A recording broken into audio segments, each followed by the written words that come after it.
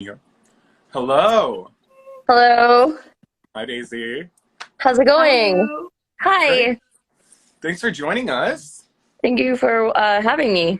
We're excited. So, everyone, this is Daisy, VH1's Rock of Love Season 2 with Bret Michaels, and she also had her own spin off series, Daisy of Love. So, thank you again for joining us. I'm Thank you guys. Darcy, and Hello. Nice this to meet you. is, you can introduce yourself, love. What? Introduce yourself. Okay, so hi, baby. My name is Hello. Kenyatta, and I'm a current fan, and I do research as well. And I would like to get to know you more in this interview and get to know the in depths of certain things, and carry it from there. Awesome. Thank you. I look forward to it. And then we've got Bad Girls Positivity in the corner. He may or may not jump in from time to time. Cool. So let's get started. So first and foremost, obviously, how did you come across going on Rock of Love? Um, it all started when it was way back in the MySpace days, and I was watching the first season of Rock of Love, and I actually I had been friends briefly with Cece DeVille, and so it was kind of funny at the time. Me and my then now ex-boyfriend, we were watching it, and we just thought it was like the most hilarious thing that we've ever seen. It was so like just given the fact that I was have been briefly friends with Cece DeVille.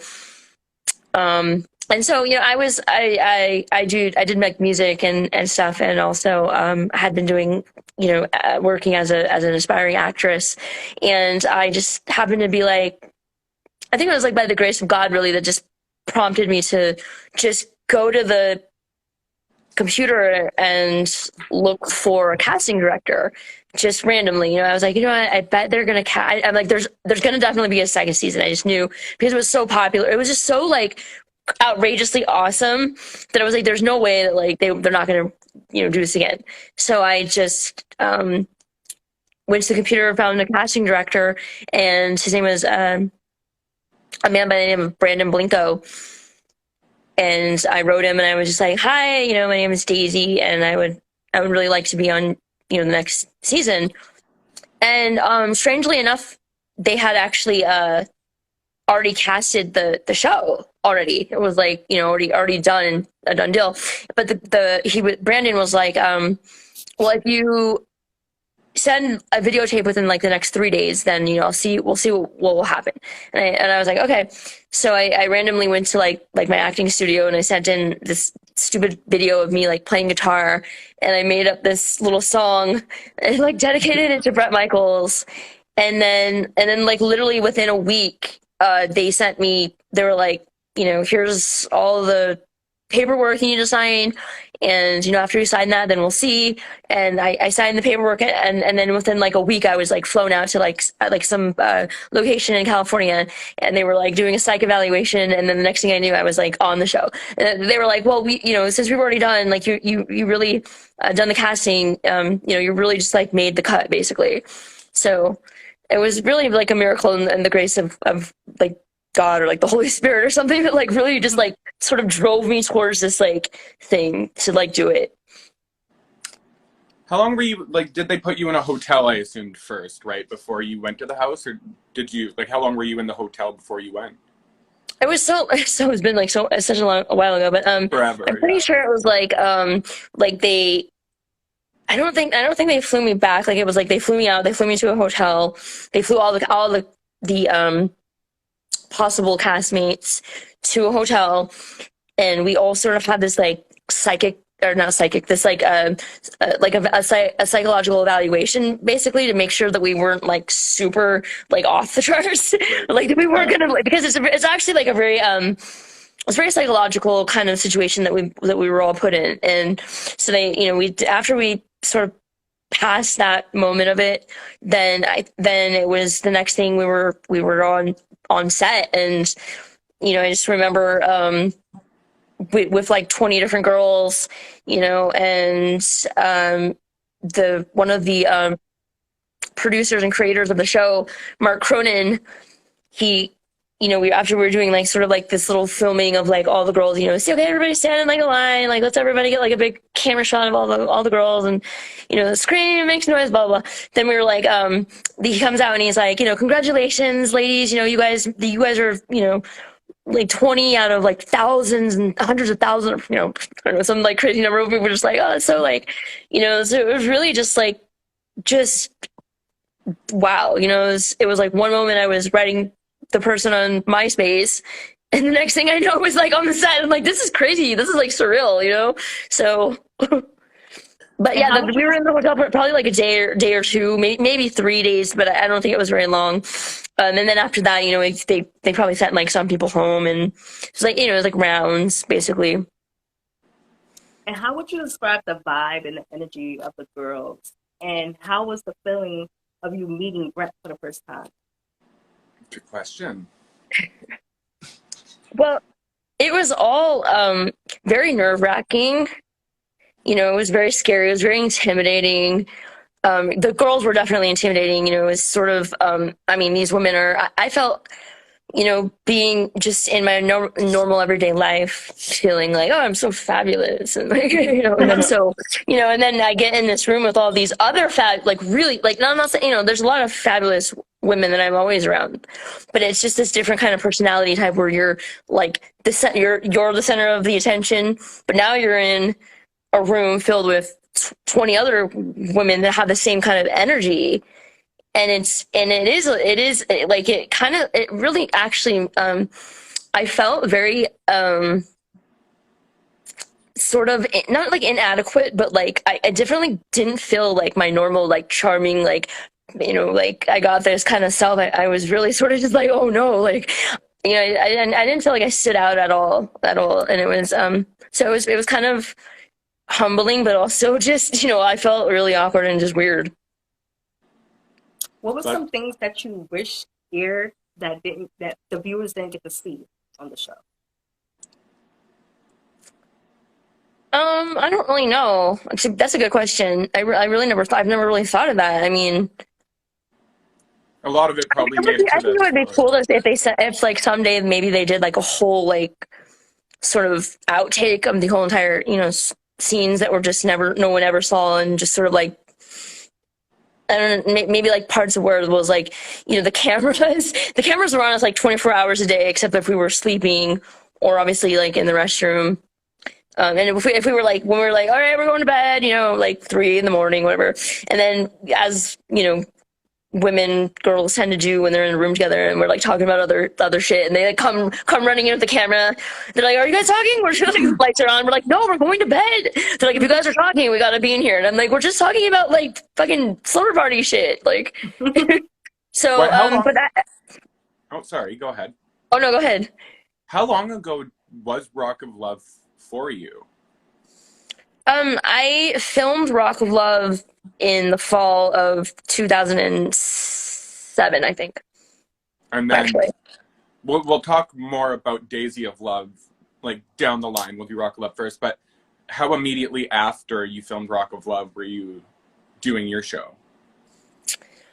It was about like a year or two later. It was like in 2009, I do believe, is when we started the filming.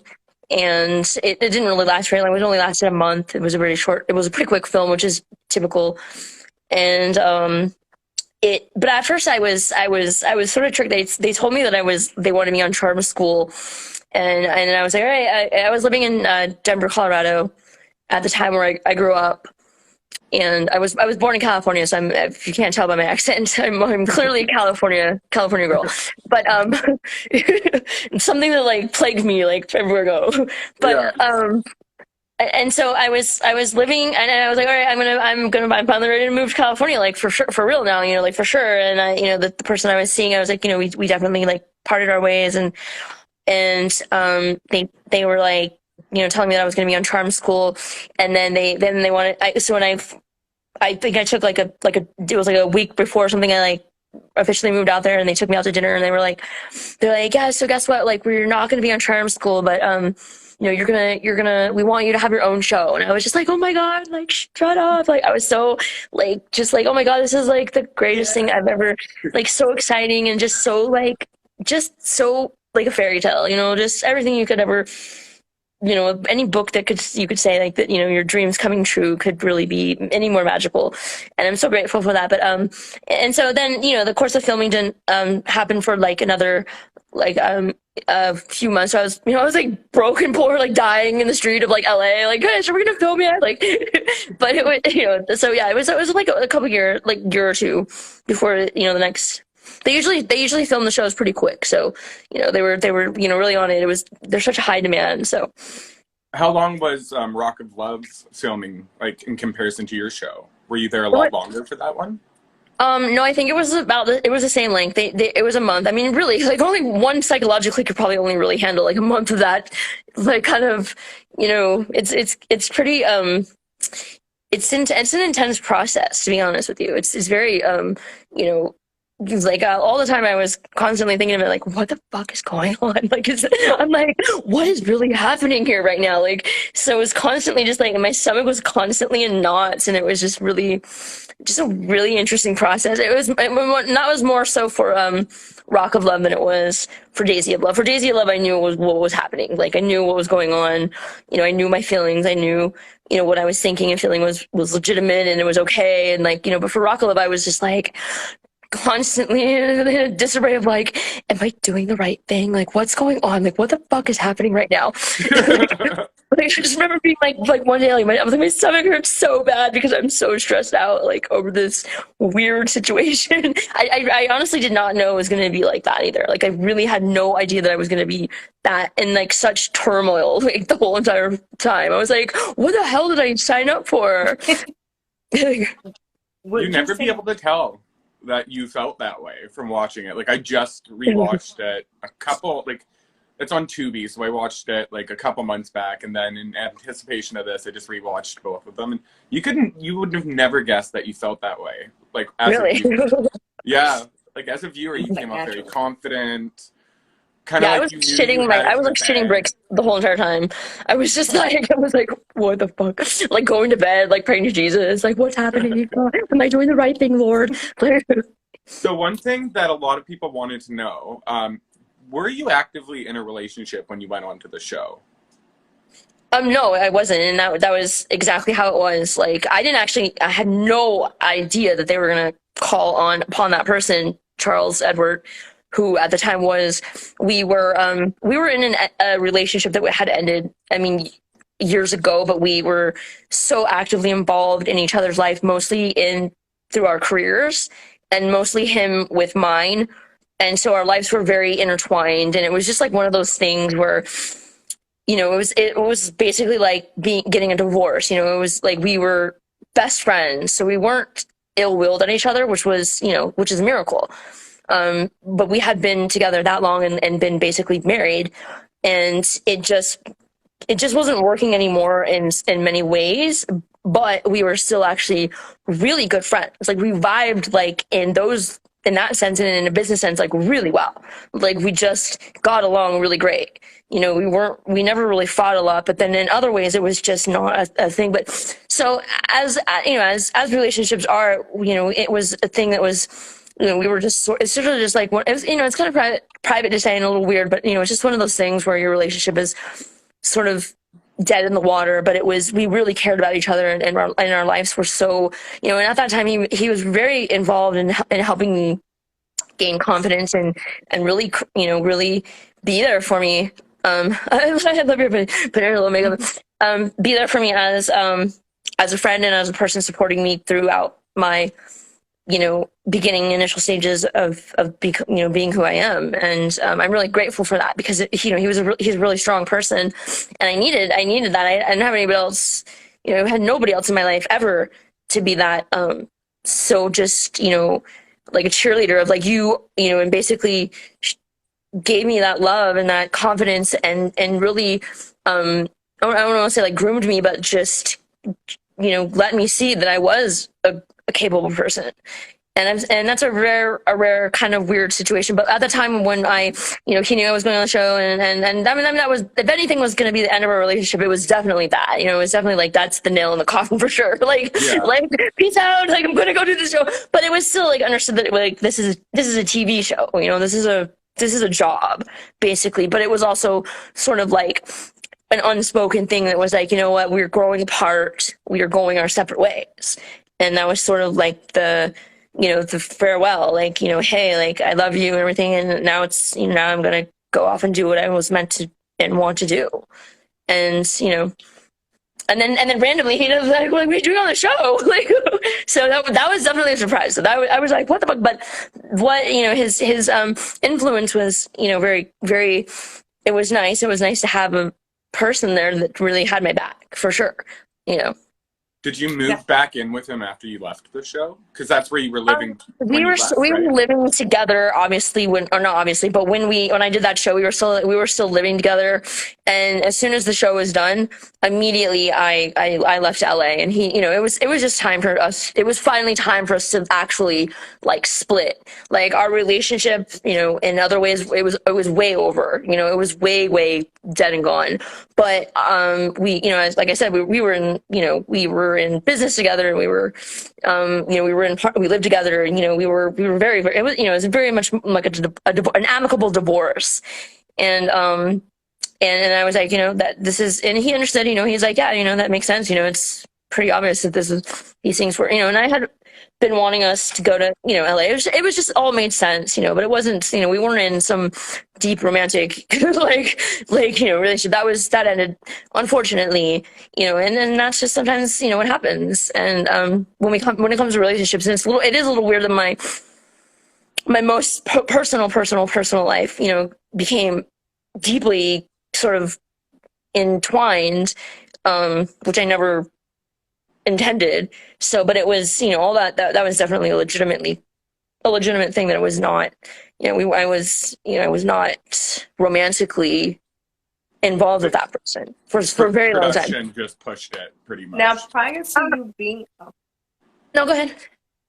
Now, prior to you being on The Rock of Love compared to your spinoff, what were some of the things that you had more leeway on compared to when you were in the house with Brett? Oh my God. Like every moment of every second of everything. Like, I mean, I even sort of, made up like little ideas. It was just everything.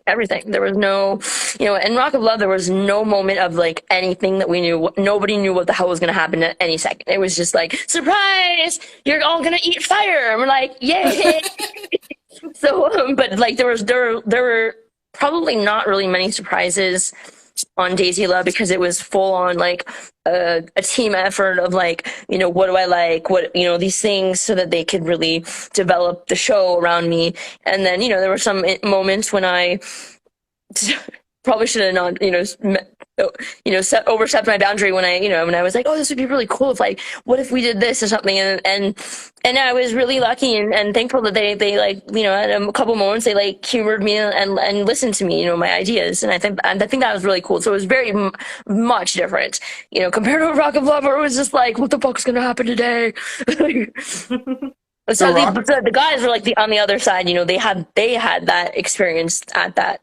And on my show, they were, at least I think that's sort of like what they were going through, was just like, what's going to happen today? Like, what do we have? And I'm like, so you get into the house, and obviously it's really intimidating, and you're like, okay, what did I sign up for? We like to do a little bit of a roll call, but it's so long ago, we won't do like all of the girls, because I'm assuming you probably don't remember all of the girls. But the one girl that I want to start out with is, do you remember the first girl who got way too drunk? Her name was Courtney, and she passed out, and she missed out on elimination. I actually I don't. But that sounds possible. A lot of the girls were taking care of her, and there's one scene that I really loved, because you saw them all taking care of her, and you were just like, bitch, I can't be bothered with this. Like, I'm busy. Okay, so after her, Okay, we'll start off with, do you remember Frenchie? Yes, of course. And who doesn't remember Frenchie? I mean, like, hello. She's probably like the most popular out of all of us. So basically, like, are there any stories with her? Any like with any of these people? Any stories, good, bad, anything that we didn't see? I don't know if I could like say them without, without their permission. I mean, Frenchie, she's a really sweet person. She's a very hard worker. She, if anyone out of them, out of us all, she really deserves, her own show for sure. I mean, she really just, and she's very generous as a person, and she probably got a lot of maybe even some of the most flack, out of everybody because of the way she, is and her friendship, fencing but she doesn't care. She owned it, and I think that's really nice, because it's not always a fun thing to be famous or for people to know you, because then they want to, then they criticize you as well. And so that can be really hard. But her, I really admire and respect, because she really didn't let that stop her at all. She was very generous and always, we need to do this and da, da, da. So she's really cool. I really enjoy her, and she's a very hard worker, and she deserves everything that she's had. She's really worked hard for, and she really capitalized on who she was. And her, oh my gosh, what is that? It's my dog. Oh my god! Hi, buddy. Oh my god! Who is that? It's a What's his girl. name? Her name is Joy. Joy. Oh my god, so cute. Hi, Joy. Okay, so after, also really good thing to say too is, she did really handle that well, because I think that's why on Bad Girls Positivity, what we're trying to do is express, like, it's a show, and it's also been a lot of different, like, it's been many years since a lot of people have done them, so there's growth, and there's more than just what we see, so it's more, instead of just getting all of the tea, it's more so people can understand that, like, especially people like Frenchie, I know personally she got a lot of hate online, because I've seen it. Yeah. So good for that. Do you remember Audrey? Yeah. Yes. Any stories or anything to say on her? I mean, we all like. There are definitely like a handful of us that sort of just after the show, we just naturally ran kind of like in the same circle, the same kind of friends, and same sort of just vibe, and I think of them as peers and sort of like coworkers or whatnot, that we did a job, and we ran its course or whatnot, and at the time it was she went off and did her thing, and again, being in LA, sort of a lot of us were a little bit, some of us were closer with each other because we sort of ran in the same sort of circle of people, and had the same kind of ambitions and stuff like that. So after Do you still Audrey, keep in contact with sorry, go ahead. girl? I've I'm in contact with, like, I'm friends, like I say, I feel like I'm pretty decent friends with people like Farrah, who wasn't on my show, but Farrah and Ashley, who I adore. They're just so funny. They're so cute, and there's they've been super supportive of me, and I think it's important just that we, as women, even, that we just support each other, and and support our as what we did, and remain and sort of have our a close sort of it's a camaraderie, and it's a bonding kind of thing. And so them, along with Frenchie, we're friends, and Chrissy Joe, and Megan, I was friends with her for a while. She went off and definitely did her own life, as most of us have. But those are sort of the people that I have sort of just by just chance, just from online and everything like that we've remained friends. Yeah. Something the fans wanted to know as well was, like, what made you, like, disappear, like, after your own show. Your own show was called Daisy of Love, but some of them like, there was a rumor saying that, like, you disappeared with a guy or something, like, after, like, like, disappeared from, like, the spotlight. So, like, what made you, like, do that? I suppose from an outside perspective, that I could see how that might be sort of the notation. I did fall, into a very, very serious relationship for quite some time. And it's still pretty relevant right now. And it really gave me a chance to just, like, live my life like a, you know, normal person for a little bit. I'm not that I, you know, I mean, I was, you know, for a long time it was just touring and appearances and lots of work, and I'm very grateful for that. And sort of, you know, not really doing like a lot of normal people things. And then, you know, I had some brief, you know, relationships, but then I decided that there was a moment where I just didn't feel like I wanted to do anything, that I was doing anymore, because I felt, a little disheartened just by various things. And so I had known this person for quite some time, and, you know, it just randomly sort of happened by chance. And then, you know, and then I just ended up being able to live my life in an extraordinary way. You know, I went to France, and I started, you know, deciding that I wanted to go back to school and sort of, you know, kind of, take a break from things in order to, be, you know, just sort of, and evolve myself a little bit and really find who I am as a person and as an artist, and grow from my experience and do things that I was unable to do in my childhood and stuff like that. That was really sort of like where that led me, and I'm really grateful for that moment. And so, and in school, you know, it's a very focused thing, and unfortunately I can only really focus on, like, you know, so you know, when I made that decision to go back to school, and really sort of, you know, find out who I am as a person, and you know, educate myself a little bit more. I didn't realize it was going to take so long. I'm like, this is taking forever. What did you take in school? I'm still currently in school as I'm going from like my, you know, for like my doctorate or something. I study like anthropology and the social sciences basically is a big part of what I study and what I really, you know, find. And I just think I was ready to take a different avenue of my life, where I always felt that I would wanted to do more like philanthropy and you know, good things for the world, and use whatever moment that I had to sort of like be a voice for other things. And, you know, sometimes you get caught up in, you know, not everyone, but some people can get caught up in the situation. And I started to get caught up a couple of times, and I was like, wait a minute, like, you know, I really wanted to also do this, not only because I love entertaining and I love, you know, entertaining people and doing all those things, but I also, because I want to help people, and I wanted to, you know, really be a voice and a leader for people that might need me, or you know, might need that voice. So that's where I sort of like step back and, you know, redefine myself and my goals. Awesome. We'll skip a lot of these girls then. I'll just ask you about like the last couple. So Megan, do you have any funny stories or favorite memories from when you guys filmed together? And I do know, like, you guys seemed like you guys did hang out after you filmed, right? Yeah, we did some appearances together, and we were, I love Megan. I think she's hilarious. I think she's so funny. Also, whenever I think of Megan, I just think of her, like, I just envision her, like, in her little bikini, holding her little glass, and just, like, a big smile on her face, you know, and her little, and she's, like, so mischievous. And, I don't know if I have any, as far as, like, stories from the show, she was just really, really funny, just a really funny girl. I think she had like her little dog at one point. Yeah. And I like loved that little dog. That little dog was so funny. Like, it's like,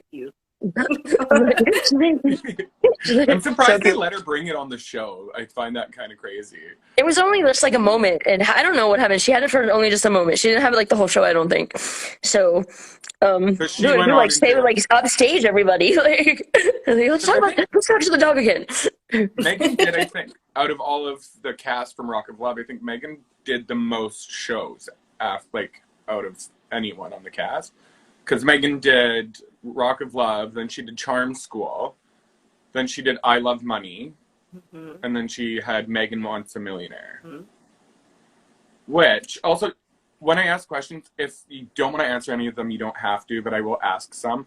Do you know, because you have some of the behind-the-scenes tea, was Megan only offered a TV show because Sharon attacked her at the reunion? Because that's... Oh, no, I have no idea. I wasn't, because I wasn't at the Charm School reunion, so I have no information about that, to be honest. But I don't think it was. I think they had... Do you think they offered her... They pretty much, like, plan these things pretty... Right. I mean, they're like... they're pretty, intuitive about what's going to happen. So but I don't know. I have no idea, to be honest. I have zero information about that. Because I think it was supposed to come out. Do you know if it was do you know if they were filming around the same time you were? The Megan of Love, Megan Wants a Millionaire. Yeah. Do you know if they were like filming around the same time or? I don't really remember. I don't think it was. I think it was like they usually film like one. So it was probably after my show. They probably went off and they filmed Megan Wants a Millionaire, but I'm not really positive about that. And then that unfortunate incident that happened was basically kind of like a career sinker for a lot of us, with the person who went off the deep end. And that's sort of also why people do those psychological evaluations beforehand before they really choose people. They vet people, because it's not something that everybody can necessarily do, because if you're sort of like lost in reality, you're like, what the, like me sometimes, like, is this fucking real? Or like I'm like literally like every day, like, is this real or is this fake? Is this real or is this fake? I can't tell. Like, but like I check it as being entertainment, but it's definitely that was a scary sort of unfortunate thing that happened. And and otherwise I don't really know much about her particular situation. Do you still keep in contact with some of the guys from your cast? I'm not like opposed to like not in contact with people. People sort of, we go, it's in the entertainment industry. People, you build close bonds, because you're so intense with everybody for so long.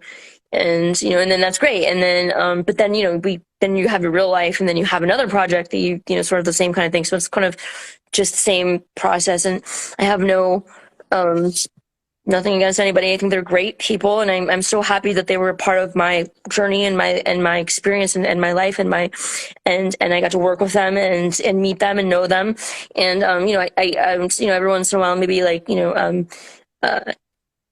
Sinister, or from time to time, Josh and 12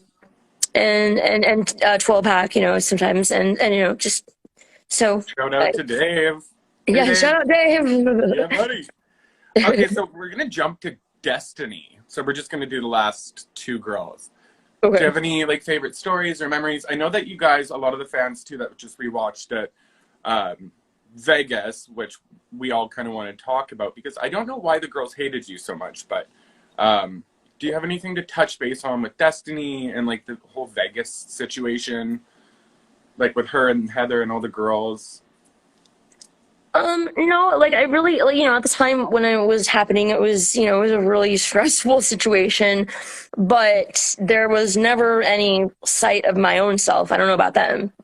For them, I don't know what they were really going through, or what they were thinking, or what their motives were, like, but part of me, as an entertainer, was like, this is, I'm very versed in the skill of improv, and that's something that I actually have like a huge background in. So I just went with everything.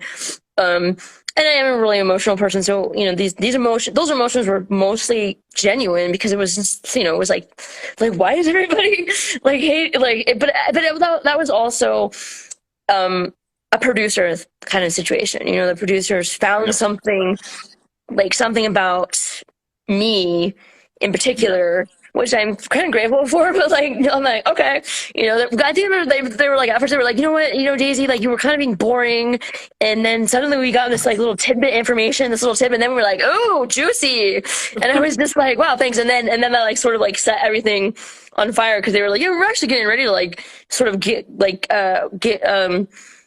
cast you off, because you were kind of flat, and I was like, and I felt flat. I was like, there's nothing really spectacular like about me, like being in this room with all these really amazing, beautiful, talented, super cool women, and I'm just sort of just like bleh, so I'm like, so then they found this like one little blip of my life, and that really sort of just it wrote itself, it really wrote itself. And so it was natural, but it was also, it was contrived, not on my end, but on the producer's end, for sure.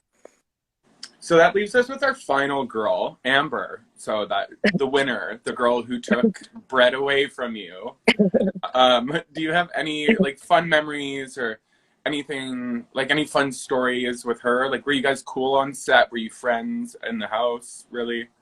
I mean, I never really. Amber's kind of like probably was like what I was to the producers, you know, just really nonchalant. It was just, and so I never really. I think that's probably the funny part of it, you know. She's sort of like the background, like the background music or something. But and then it was just like it is kind of weird to think about like us two sort of being like the focal point eventually. And I remember mostly you know, the finale of it, and that was a really fun time. That was so fun. It was so kind of chaotic, and that was sort of like, all right, now it's like you know, now it's die, you know, do or die kind of thing. And I just remember, you know, getting really wasted and drinking a lot of vodka, and she was just like, "What are you doing?" I'm like, I'm having a breakdown, Amber. Like, leave me alone. So yeah, and then yeah, but then like she really got like, you know, and you know, I don't have anything against her for it, because you know, whatever you did was whatever you did on the show and for the show. But you know, there were moments where she got like really like vicious. I was like, geez, I was like, why are you so crappy to me now all of a sudden? Because I think we were like kind of vibing as allies at first, but I guess, you know, that's the name of the game. So After it gets to the end, everyone kind of got a little catty. I think too, though, it's like they take away your TV, they take away your phones. yeah. You have like I can't remember. Did you guys have computer access in the house? Oh no, no way, nothing, no way. Okay, so that brings us to our last person to talk about for this, Bret Michaels. So everyone wants to know: did you actually like him, or? Of course I liked him as a person, and you know, I wasn't somebody who had, to be honest, like I wasn't like, oh my god, but you know, I'm not gonna complain if Bret Michaels wanted me to be his girlfriend. I'm not gonna be like, you know, but and then, you know, whatever, you know, chemistry is a weird thing, so you know, but I don't have any negative things about it. I don't really have any. I'm kind of like neutral about the situation. You know, I don't really. It's sort of just like, you know, he's a really nice guy, very fun to work with, very talented man, and I'm very grateful to be a part of his life and his journey and his, you know, his thing. And if it wasn't for him and all that, then you know, I would never exist in the first place. So you know, I'm very grateful to have had that experience. And you know, and you know, beyond that though, I was a Poison fan, because I'm a music, you know, sort of a musical person, and I, you know, I grew up on that music. That was the kind of music that I listened to when I was a kid, you know, a really young kid, and those are the kind of people that I actually just more so wanted to be like as a musician, because you know, there's not a lot of females in the rock industry, and sort of, you know, so sort of, you know, listening to them and sort of emulating them as a budding musician or whatever. So in that sense, it's neat, because it's like, oh, you're like, you know, you get to meet your heroes in a sense. So that was really cool. Do you still talk to him? Unfortunately, I have not spoke with Bret. You know, I haven't gone to like any concerts or anything, and that's just normal. It's just a normal thing. It's just the way life is, and it's just, you know, the way that things sort of go, and you know. So I hope he's doing well, and I wish him the best. And you know, I'm so appreciative for everything that's, you know, come about through that, you know, whole thing, and I'll always be really grateful to him and to the producers and the cast members and everything. Thank you, Bret Michaels, for yes, thank you, Bret Michaels. Yes, thank you. So I have one more question before we move on, and then of course, if you want to ask any more questions on Rock of Love, then we can jump into Daisies. So a lot of people think that the fight between you and Heather on the stage was that fake? Also, was the show scripted? I could say like if there was one moment that like was the absolute 100% realistic moment for me, that was the fight. And I had already, so I had been getting this vibe basically like the whole, like, you know, and Heather, she definitely just did not like me, like for real, I guess. And I was really saddened by that, because I really liked her, when I watched her on the show. I was like, oh yeah, Heather, you know, Heather's like fucking badass and whatever. And we were like rooting for Heather. And I actually knew Lacey prior to the show as well, just from being musicians together. And so we were like, that's another reason why I had watched the show, and it was sort of like a funny thing, like laughing about, like, oh my God, it's like Lacey, what's going on? It's so funny. And so it was kind of ironic in that sense. And then when the reunion show had come up, there was all of a sudden sort of like this weird energy that I started to get a drift that like something was up, because, the producers were notorious for doing things that were just going to make, like, set you off somehow. And I like let them. I was okay with it. I was okay for them to push my buttons and for them to know how to push my buttons, so they can get something entertaining. But I was like, listen, everyone's like, oh, I think Heather's gonna beat you up or something. And then I was like, what? And I went to the producers, and one of the people, and I said, what's going on? Like, I hear this, and I'm not cool with that. Like, I won't go out and do this. And cause I just got my hair done. Like, I had these like 6-inch heel stilettos on, and I'm like, I'm not in the vibe to try to fight people. That's part of my life that actually, as a child, I grew up with a lot of violence and a lot of constantly having to fend for myself. And, for whatever reason, women were females didn't like me a lot, and they really wanted to beat me up a lot. So I was constantly being beat up, and, but I always believed in sticking up for yourself, and no matter what, no matter what the case was. And there was a lot of times where I, was in over my head, but I just strongly believed as a child growing up that, like, no matter what, like, I'm not going to let anybody push me around, push me down, or try to hurt me or do anything. And I fought for my whole life, to make sure that was never the case, which happened quite often. And so I could have, possibly handled things differently, but it was just the producers. I just felt like they just knew how to, and they promised me, oh, no, you're fine. Everything's fine. So we went out there. I could feel myself, there was definitely a realistic, like, dislike content for me from Heather. And I just couldn't, personally, I just couldn't. I was just unable to control myself, and she just pushed the right buttons. And the really scary part is like, we were on a stage that was like at least like maybe like 4 feet off the ground, and I was, it could have been something like that. And I was wearing like 6-inch stilettos, and when I got up, and I had enough. I snapped. Like, that was my moment. I became unhinged, like, for real. And I was just so sick of, like, her, whatever was happening.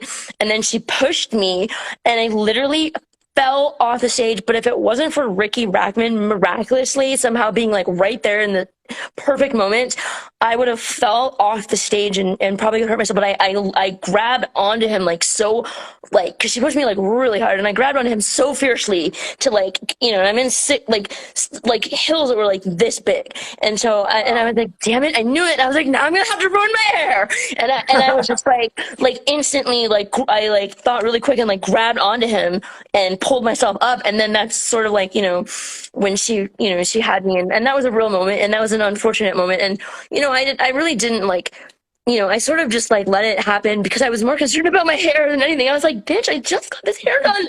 I was like, I knew it. Because I've been in so many fights where people put their hair on, and I just but that was, again, I do believe in, nowadays, I definitely wouldn't want that to happen, and, to be provoked. And I don't condone violence or anything like that at all, because I grew up in such a tumultuous childhood. So it's not something that I sit well with me. It's very emotional. It's very triggering and yeah.